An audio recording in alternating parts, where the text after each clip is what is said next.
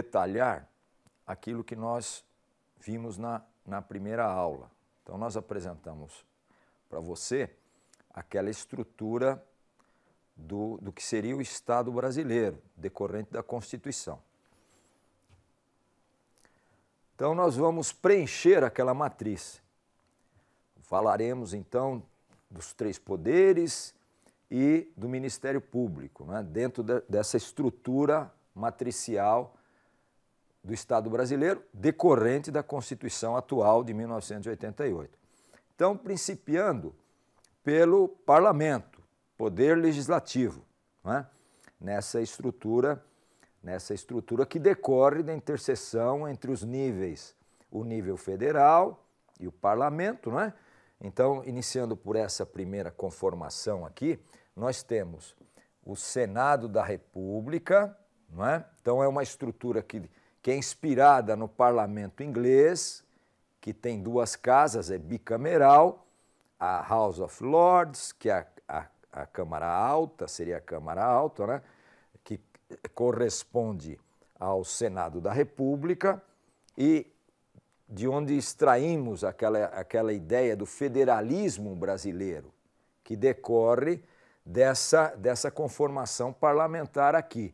Então, no âmbito do Parlamento Federal, fazendo a interseção do nível federal com o Parlamento, então nós temos 2 casas federais aqui no nosso Parlamento, a Câmara Alta, que seria o Senado da República, que é formado por 3 senadores por unidade federativa, por estados e o governo distrital de Brasília, não é? São 26 unidades federativas e mais o governo distrital, portanto, 27 vezes o número de senadores por unidade, que é 3, conforme a nossa Constituição, totalizando 81 senadores em Brasília. Então, o Senado está lá com as suas atribuições, os senadores têm um mandato de 8 anos, tudo em função da nossa Constituição, e aí nós teríamos a segunda casa, o segundo nível, não é? Que seria a Câmara dos Deputados, onde estão os deputados federais que representam o povo de cada unidade federativa. Então, os deputados federais eleitos por São Paulo representam os eleitores de São Paulo, né? E esse número que está colocado lá na nossa Constituição é o seguinte: diferente do plano federal aqui para os senadores, onde cada senador é indicado pelo Estado, não é? 3 por Estado, no plano dos deputados federais, há uma variação, há um balanceamento que decorre da população daquele Estado. Então, cada Estado vai indicar os seus deputados federais e esse número vai oscilar entre, no mínimo, 8 e, no máximo, 70 deputados federais. Então, há uma proporcionalidade que decorre do número de habitantes de cada Estado. Então, diferente do Senado, onde cada Estado indica o mesmo número, 3, que homenageia o princípio federativo. Então, independente do porte do Estado, se é um Estado que tem uma superfície muito grande, Pará, Amazonas, Mato Grosso, ou se é um Estado que tem uma área muito pequena, Acre, Alagoas, Sergipe, todos indicam 3 senadores. Aqui não. No plano dos deputados federais, não há essa igualdade. Há uma desigualdade, porque é proporcional, esse número é proporcional à população, no que apresenta aqui um balanceamento, não é? Do ponto de vista da federação, homenageando esse princípio, 3 senadores por Estado. No plano da população, o número de deputados federais é proporcional à população daquele Estado. Então, São Paulo, que tem aproximadamente, o Estado de São Paulo, que tem aproximadamente 40 milhões de habitantes, indica 70 deputados federais. E os estados de menor população, como Piauí, como Acre, como Roraima, Amapá, vão indicar 8 representantes, 8 deputados federais. Há uma proporcionalidade aí. Depois nós passamos para o plano não é? Nessa mesma coluna parlamento, nós passamos para os estados, não é? As unidades federativas, Goiás, Amazonas, Ceará, Paraná, Mato Grosso do Sul, e cada unidade federativa também tem o seu parlamento, onde estão os deputados estaduais nas assembleias legislativas. Então, se nós falamos que temos 26 unidades federativas, nós temos, e mais o Distrito Federal, nós temos 27 assembleias legislativas no Brasil, uma para cada unidade federativa. Vocês veem que, observe que essa estrutura, essa matriz, ela demonstra como o nosso Estado é pesado, não é? Em termos de representantes. E mais, ainda temos o nível local, que concerne aos municípios. Se falamos que temos no Brasil aproximadamente 6 mil municípios, nós vamos ter aproximadamente 6 mil câmaras de vereadores em nosso país. Cada uma delas terá pelo menos 9 vereadores e no máximo 55. Então, se pegarmos, por exemplo, a Câmara de Vereadores de Mar de Espanha, em Minas Gerais, Ilhabela, em São Paulo, essas câmaras de vereadores terão, no mínimo, 9 vereadores. O maior número de representantes na Câmara é o do município de São Paulo, não é? Então, o município de São Paulo, que tem aí aproximadamente 11 milhões de habitantes, vai ter um número máximo aqui previsto pela Constituição de vereadores e vereadoras, que compreende 55 vereadores. Tá? Passando agora para a coluna, não é, do Poder Executivo, então aqui no Poder Executivo nós temos, no plano federal, interseção, linha da federação, aqui da unidade da União, né? Linha da União, linha federal, com essa coluna do Poder Executivo. No plano federal, esse Poder Executivo é executado, é implementado pelo Presidente da República, auxiliado, então o verbo auxiliar é o verbo que nós encontramos na Constituição Federal, atinente a essa questão. Então o presidente, ele administra a nação auxiliado pelos seus ministros, que são escolhidos pelo presidente. E o presidente é, evidentemente, eleito pela população brasileira. No plano agora, na segunda linha aqui onde estão as unidades federativas, no plano dos estados, né? No plano dos estados teremos os governadores e governadoras, que também exercerão esse governo regional aqui, no plano regional, auxiliados pelos seus secretários e secretárias estaduais. Então teremos 26 governos estaduais e um governo distrital. 26 governadores e governadoras e um governo distrital em Brasília, conformando então, consolidando 27 governadores e governadoras. E no plano local, nos municípios, o Poder Executivo é exercido pelo prefeito, prefeita e auxiliado da mesma forma, analogamente, pelo seu secretariado municipal, não é? Todos esses aqui, presidente, governadores e governadoras e prefeitos e prefeitas, todos são eleitos da mesma forma que aqui, na coluna do parlamento, todos esses aqui são eleitos democraticamente. Então, presidente da República eleito, governadores e governadoras eleitos e prefeitos e prefeitas eleitos. Na terceira coluna, já temos alguma coisa específica, distinta do que temos nas outras duas aqui. Na coluna do Poder Judiciário, primeiro, observamos que no plano municipal, no âmbito dos municípios, nós não temos juízes, não temos magistrados municipais. Observe que o que disse não significa que não existam magistrados e magistradas nos municípios, não é isso. No município de São Paulo, no município de Santos, no município de Campinas, no município de Limeira, de Piracicaba, existem juízes e juízas.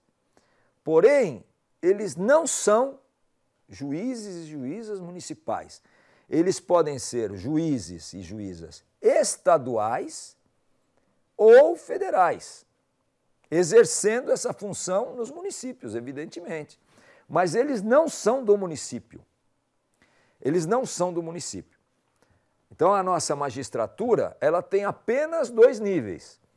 O plano aqui federal, então nós temos juízes federais e juízes estaduais.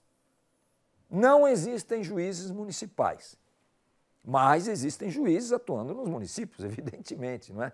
Então, vejam, começando aqui pela magistratura no plano federal. Então, nós temos justiça militar, é uma justiça federal. Justiça eleitoral é uma justiça federal. Justiça do trabalho é uma justiça federal. E uma justiça que se chama Justiça Federal, que tem essa designação, que até podem nos confundir, porque todas aqui são federais. No plano das unidades federativas, dos estados, não é? Nós temos, cada estado tem a sua magistratura estadual, não é? Temos juízes estaduais que cuidam das questões do Código Civil e Código Penal, usualmente para as pessoas comuns, então essas justiças então ficam adstritas à magistratura estadual, crimes, não é?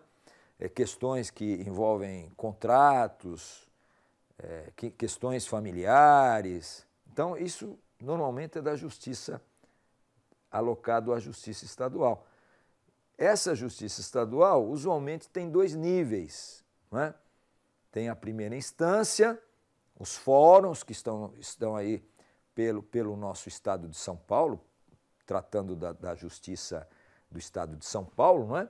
Então, aqui o ingresso normalmente é por concurso público, os juízes, os candidatos se inscrevem, prestam o concurso, são aprovados e vão, então, começar como magistrados substitutos, juízes substitutos, e exercer, vão para pequenos municípios aí pelo interior e depois vão se aproximando, caso queiram, né? Vão se aproximando a partir de municípios maiores até eventualmente chegar à capital. Isso na primeira instância. E na segunda instância temos tribunais. No caso da Justiça do Estado de São Paulo, o Tribunal da Justiça fica ali na Praça da Sé e ali estão os desembargadores. Isso é a Justiça Estadual. Cada estado tem a sua Justiça Estadual. Então nós teremos no Brasil 26 justiças estaduais e mais a Justiça relativa ao governo distrital de Brasília. Então isso significa 27 tribunais estaduais, onde ficam desembargadores e desembargadoras. No plano federal, então o ingresso também, nesses níveis aqui, de que estamos falando a você, não é? Nesse nível aqui, há essas 4 classes de justiças, divididas aqui pela matéria, separadas pela matéria, justiça militar, justiça eleitoral, justiça do trabalho e a chamada justiça federal, que envolve questões voltadas para a União. Então, alguém que queira mover uma ação contra a Petrobras, contra o Banco Central, contra o Ministério da Previdência, o Ministério da Saúde, né, terá que ingressar nessa justiça chamada Justiça Federal aqui. Todas elas são federais, agora existe uma que tem a designação Justiça Federal. O ingresso é por concurso público, usualmente, não é?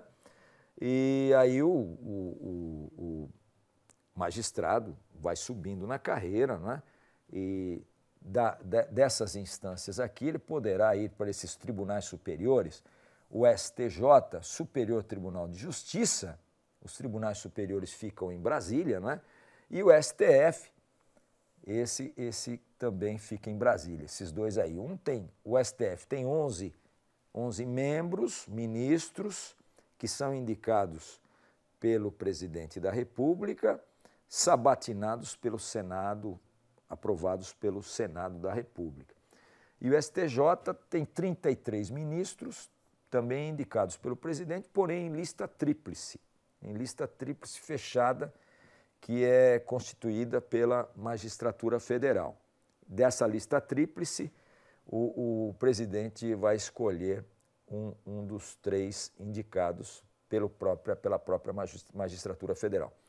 Então, nesse nível do Poder Judiciário, nós não temos justiça municipal, diferentemente do Parlamento Municipal, diferentemente do Poder Executivo Municipal. No que tange ao Ministério Público, a estrutura que nós vamos encontrar é muito parecida, é um espelho da magistratura. Como disse, onde nós temos um juiz, normalmente ao lado desse juiz nós vamos ter um representante do Ministério Público da União, aqui, da Justiça Federal, Ministério Público da União, Justiça Estadual, Ministério Público Estadual. O ingresso também é usualmente por concurso, né, nesses níveis aí, e há um espelho, né, como disse a você, né? Tem um juiz, tem um correspondente promotor aqui ao lado do juiz. Então, essa estrutura replica, de certa forma, claro que com funções diferentes, o juiz julga e o Ministério Público acusa, né? Então, há que se fazer essa distinção. As atribuições são completamente diferentes. O Ministério Público ele tem um caráter persecutório, de acusar alguém, né? Uma pessoa suspeita, um suspeito, etc., etc., vai produzir toda uma documentação, vai investigar, né? Vai ouvir testemunhas, colher depoimentos, etc. E desses documentos, desse processo todo, vai tirar elementos para acusar alguém, para levar uma acusação, uma denúncia ao judiciário. O judiciário funciona por provocação, normalmente dessa instituição chamada Ministério Público. Sem essa instituição, o judiciário não funciona. Então, essa instituição ela é essencial para o Estado Democrático de Direito, não é? Com a Constituição atual, o Ministério Público, que pertencia ao Poder Judiciário, pela Constituição que foi revogada, antiga, ele passa a ter uma autonomia de cargos, funções e de orçamento, não é?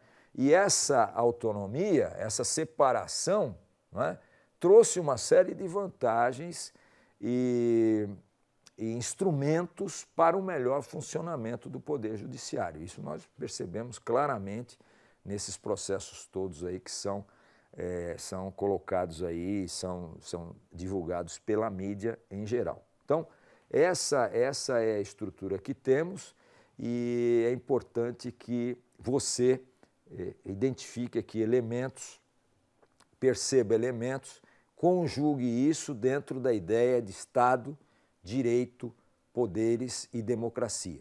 Isso é fundamental.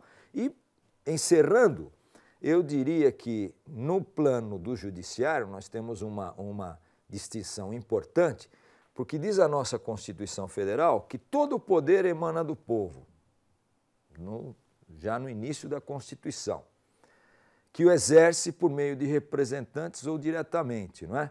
Então, no poder legislativo, essa assertiva é verdadeira, se cumpre.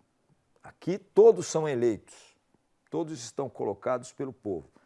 Na segunda coluna, todos são eleitos, todos são colocados pelo povo.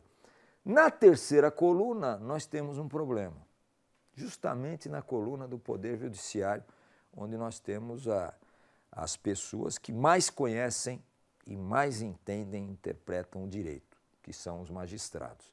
Aqui, ninguém é indicado pelo povo. Então, aqui há um problema e há uma questão central nessa formatação do nosso Poder Judiciário. Nenhum juiz no Brasil é eleito, diferente dos Estados Unidos, onde os juízes são eleitos, os promotores são eleitos, boa parte deles. Então, aqui, todos esses aqui ingressam por concurso público, não é? Ou por indicação, não é? No quinto constitucional, um quinto é indicado pela OAB e um quinto é indicado pelo Ministério Público, não é? Então, é isso que tínhamos para tratar nesta segunda aula.